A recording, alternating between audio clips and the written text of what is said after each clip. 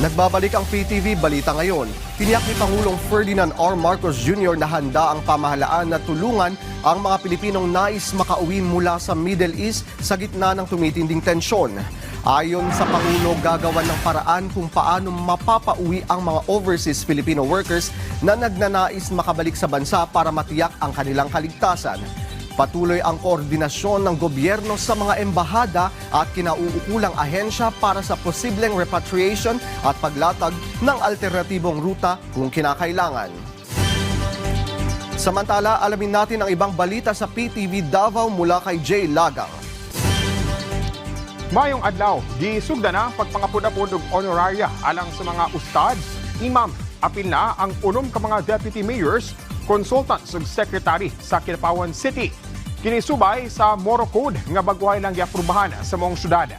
Sa wala pag-iaprubahan ng pondo alang sa mong ordinansa, dunay presentasyon ang matag opisyal alang sa ilang proposed budget. Pinaagi sa Moro Code ug City Government sa Kidapawan City, masiguro nga maduso ug matuman ang matag tinguha og programa alang sa mga bangsamoro sa dakbayan sa Kidapawan. Gipasidunggan ang 50 ka mga veteranong Pilipino sa World War II pinaagi sa paghatag kanila og US Congressional Gold Medal atol sa awarding ceremony nga gipaygayon sa Tagum City, Davao del Norte. Ang mga seremonya gitambungan sa mga opisyal gikan sa Veterans Affairs Office Philippines, mga opisyal sa lokal nga gobyerno ug managlahing ahensya sa gobyerno nga nagahatag og importansya sa paghinumdom o pagpreserba sa kontribusyon sa mga war veterans. Kini nga pag-ila nagpakita sa parayong paningkamot sa paghatag og higayon aron nga mapasidunggan ang sakripisyo ug serbisyo kauban ang US Military Forces niadtong World War II. Sa 50 ka mga awardees, duha na lang ang nagpabiling buhi. Din ang 97 anyos nakaroon nga si Sergeant Alfredo de Leon del Rosario ang personal nga nakatambok sa programa aron nga dawaton ang maong pasidungog.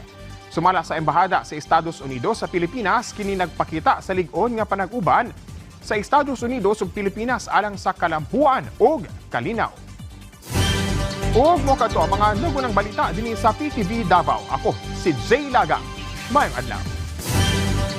Daghang salamat, Jay Lagang.